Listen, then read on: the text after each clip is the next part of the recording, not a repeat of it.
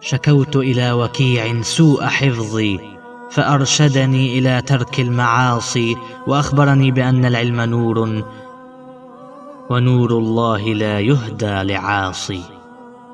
السلام عليكم أستاذ عفاك الله يخليك، واش ممكن تشرح لنا هذه الفقرة هذه؟ Donc, qu'est-ce qu'on cherche? On cherche à déterminer les quantités consommées des biens X et Y qui donnent la satisfaction maximale à ce consommateur, tout en respectant la contrainte de le revenu. ميرسي بزاف أستاذ، فهمت مزيان هذه الفقرة وشكرا على المجهودات ديالك. السلام عليكم ورحمة الله تعالى وبركاته. أعزائي الطلبة، سعيد بلقياكم مرة أخرى في حلقة جديدة من سلسلة حلقات دروس قناة ليكونوميست خولتي. واليوم إن شاء الله تعالى غادي نستمر في درس يتعلق بالموديول دو ميكرو إيكونومي، وغادي نشوفوا إن شاء الله تعالى اليوم la loi d'égalisation des utilités marginales pondérées. فعلى بركة الله. Alors, la loi d'égalisation des utilités marginales pondérées, qu'est-ce qu'il sert؟ شنو الهدف ديالو؟ شنو الغاية منه؟ فالهدف من هذه اللوا هذا هو أن le consommateur devant plusieurs biens et services, il essaie toujours de maximiser sa satisfaction et de trouver son point d'équilibre. Mathématiquement, on va mettre la relation suivante, utilité marginale du bien X, par exemple, sur le prix du bien X, qui doit égal à l'utilité marginale d'un bien Y sur le prix de ce bien. Généralement, on se limite à deux biens, X et Y. Alors que dans la réalité, le consommateur ne consomme pas seulement deux biens X et Y, mais il consomme plusieurs biens. Mais pour la simplification et pour la compréhension de cette notion ou bien de cette loi, on se limite à deux biens X et Y. Alors, le point d'équilibre du consommateur en consommant deux biens X et Y, il se réalise à travers l'égalisation des utilités de ces deux biens pondérés à leur prix. Très bien. Alors, d'où la relation suivante, utilité marginale du bien X sur le prix du bien X qui doit égal à l'utilité marginale du bien Y sur le prix du bien Y. Mais ici, il s'oppose un petit problème. C'est que ce consommateur a un budget ou bien a un revenu R. Alors, la satisfaction maximale ou bien l'équilibre du consommateur, on peut le considérer comme un objectif. Alors cette égalisation, c'est l'objectif du consommateur. Mais son revenu, c'est une contrainte.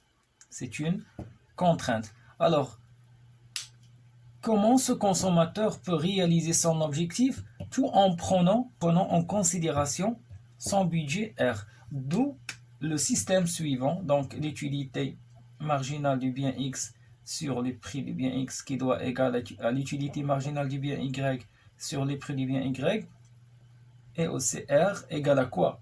R égale à la quantité consommée du bien X multipliée par le prix du bien X plus la quantité consommée du bien Y multipliée par le prix du bien Y. Voilà. Donc l'étude de ce système nous donne le point d'équilibre, ce qu'on appelle le point d'équilibre du consommateur. Alors l'optimum, la notion de l'optimum, c'est l'équilibre. Voilà, c'est l'équilibre. Donc si vous vous rappelez bien, qu'est-ce qu'on a dit dans la séance précédente? On a dit qu'il y a deux raisonnements. Il y a deux approches, il y a deux raisonnements. Donc le raisonnement cardinal et le raisonnement ordinal. Donc, هنا غادي نشوفوا premièrement le raisonnement cardinal. Qu'est-ce que ça veut dire cardinal? حنا قلنا كاين واحد l'approche des économistes qui préconisent ou qui considèrent que l'utilité c'est un élément mesurable, c'est-à-dire نقدروا نعطيو des valeurs à l'utilité. Alors que l'autre approche اللي كيعتمد le raisonnement ordinal, il préconise que l'utilité est non mesurable. حنا غنشوفوا في هذه la partie كيفاش غنحدوا l'optimum, c'est-à-dire l'équilibre du consommateur في le raisonnement cardinal, يعني l'utilité غنعطيوها des valeurs. Très bien. على اساس انه في la partie الثانيه غادي نشوفوا le raisonnement ordinal. Très bien. هنا في هذا le raisonnement cardinal, c'est-à-dire l'utilité mesurable, هنا كاين دو cas. كاين لو cas اللي كيكونوا les prix ديال le bien X et Y كيكونوا identiques. يعني le prix ديال le bien X égale au prix du bien Y. وغادي نشوفوا في le cas الثانيه lorsque les prix ne sont pas identiques. Alors في le cas الاولى غادي نشوفوا les prix sont identiques. Prix identique.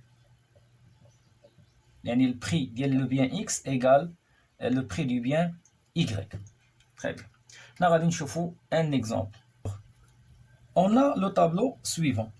Donc, on a les quantités des biens X et Y. On a l'utilité marginale du bien X. On a l'utilité marginale du bien Y. Voilà. Si on veut appliquer le système de l'égalisation des utilités marginales pondérées et l'équation du revenu. Donc, qu'est-ce qu'on cherche? On cherche à déterminer les quantités consommées des biens X et Y qui donnent la satisfaction maximale à ce consommateur, tout en respectant la contrainte de le revenu. Ok. Alors, nous qu'est-ce qu'on a dit? On a dit, donc, on va prendre que le prix du bien X et Y égale à 1 dirham. 1 dirham. Voilà. Donc, l'utilité marginale du bien X sur le prix du bien X égale à l'utilité marginale du bien Y sur le prix du bien Y. Donc, dans ce cas-là, le prix du bien X et le prix du bien Y sont identiques, égal à 1 dirham. Alors, on compare l'utilité marginale du bien X avec l'utilité marginale du bien Y, puisque le dénominateur égale à 1. On va prendre ici le cas où R égale à 11 dirhams. Maintenant, le revenu égale à 11 dirhams. Voilà. Donc, quelles sont les quantités des biens X et Y qui sont égales et que, regardez bien, et que R égale à quantité, la quantité qu'on va trouver QX multiplié par le prix du bien X plus la quantité du bien Y multiplié par le prix du bien Y égale à 11 dirhams. Autrement dit, la quantité du bien X plus la quantité du bien Y égale à 11 dirhams. Voilà. Alors, nous chauffons les cas où les utilités marginales sont identiques. On a le cas 7, 7, 6, 6, 5, 5, 4, 4, 3, 3, 2, 2. Là, finalement, l'égalisation des utilités marginales. On va commencer par ces valeurs. Donc, 7 correspond à la quantité 2. Correspond à la quantité du bien X2. Donc, 2 égale 7 de l'utilité marginale Y correspond à la quantité 1. Donc, 2 plus 1 égale à 3. Donc, il est différent à 11. Donc, on ne va pas prendre 7 ou bien ces quantités. On bascule vers 6. Donc, 6 correspond à 3. Donc, 3 plus 6 de l'utilité marginale Y correspond à 2. Donc, 3 plus 2 égale à 5. Toujours, il est différent à 11. On bascule encore vers 4. Donc, 5, 5, 4. 4 quantité de x, plus 3 donne 7, donc il est différent à 11 toujours. Vers 6, la quantité 6 pour le bien x, 3, 3, 6, plus 3, 5. Donc 6 plus 5 égale à 11. Voilà, il est égal à 11 du revenu. Donc les quantités du bien x, donc la quantité du bien x égale à 6 et la quantité du bien y égale à 5. Donc, ce consommateur, en consommant 6 unités du bien x et 5 unités du bien y, trouve son point d'équilibre, trouve son satisfaction, tout en respectant son revenu. Donc 6 plus 5 donne 11 dirhams. Voilà. Très bien. Si on pose, ou bien si on nous pose la question puisqu'on parle de la satisfaction maximale, de son équilibre, alors si on nous demande l'utilité totale maximale. L'utilité totale maximale. Qu'est-ce que vous remarquez? Les utilités marginales. Par exemple, l'utilité totale maximale. Alors, qu'est-ce qu'on va faire? On va s'enchaîner sur 6. 6, regardez bien 6. Donc, la quantité du bien, c'est 6.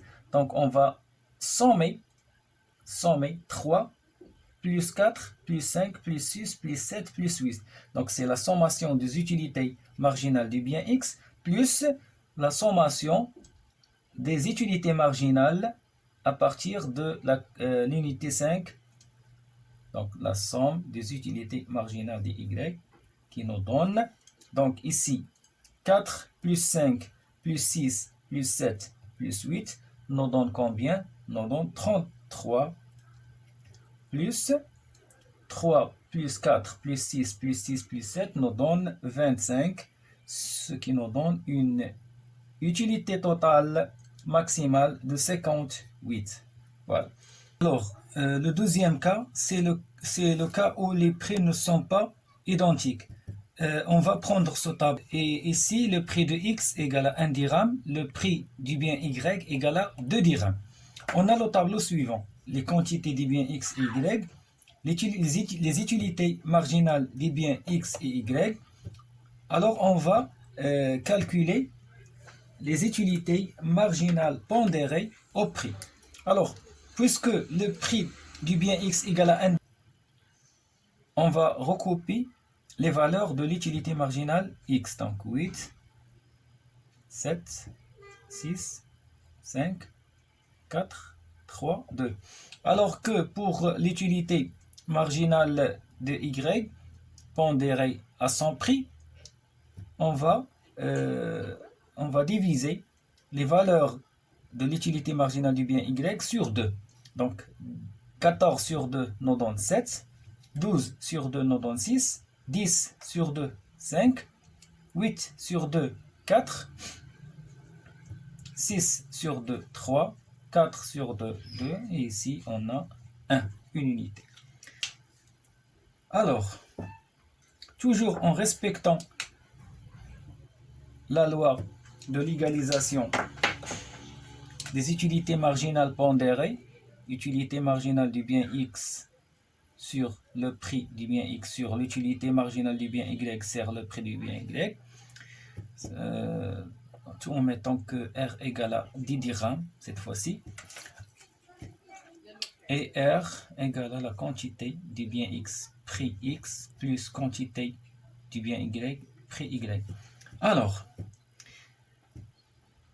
où se réalise l'égalité? C'est 7, 7, 6, 6, 5, 5, 4, 4, 3, 3, 2, 2. Alors, comme le cas précédent, on va chercher les unités des biens X et Y qui nous donnent, ou bien qui réalisent le système.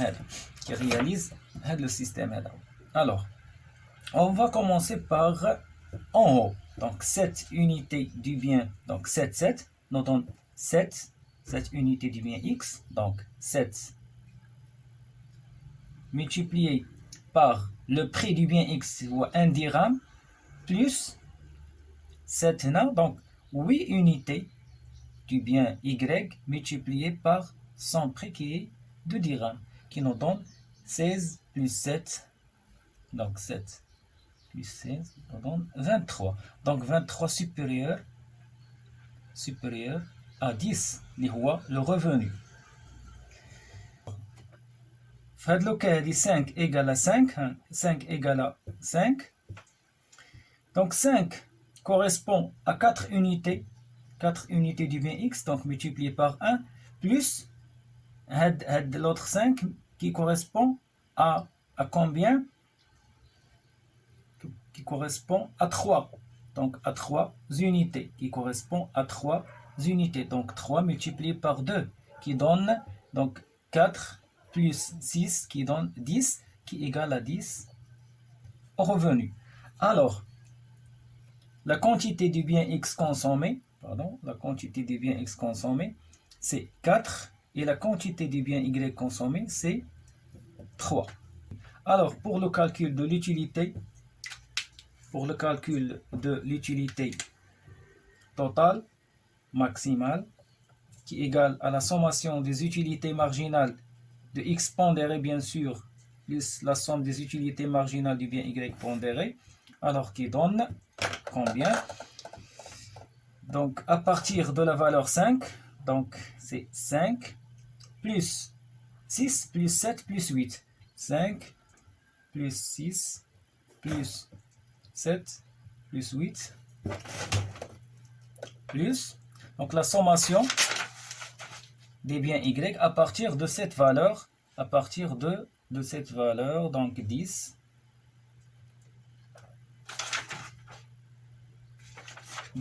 plus 12 plus 14, ce qui donne 26 plus 36 qui donne 62. Voilà. Donc, on résume, ou bien on récapitule. Le cas où les prix ne sont pas identiques, qu'est-ce qu'on fait?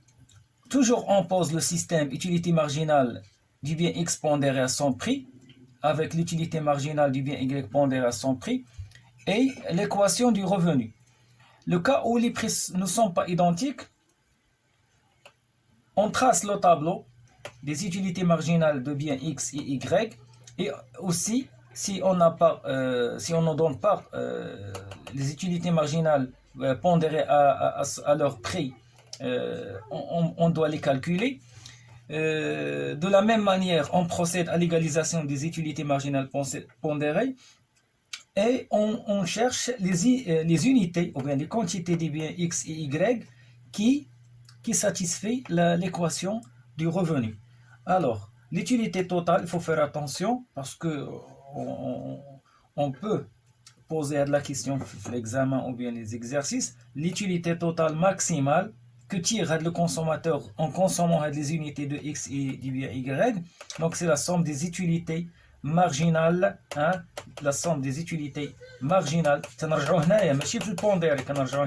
les utilités marginales du bien x et les utilités marginales du bien y qui nous donnent une satisfaction totale de 62 unités.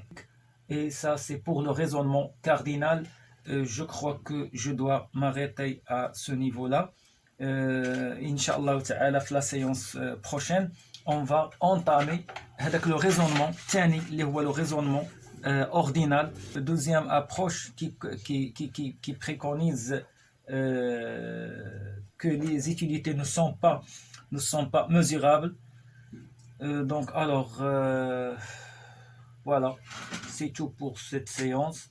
Je vous remercie beaucoup et je vous donne un rendez-vous pour la séance prochaine, Inch'Allah ta'ala. Et comme je vous dis toujours, soyez actifs, partagez cette vidéo avec vos amis et vos proches. Mettez des commentaires parce que vos commentaires sont très intéressants pour notre travail et pour aller plus loin et pour aller au bon. كما أقول دائما الدال على الخير كفاعله. والسلام عليكم ورحمة الله تعالى وبركاته.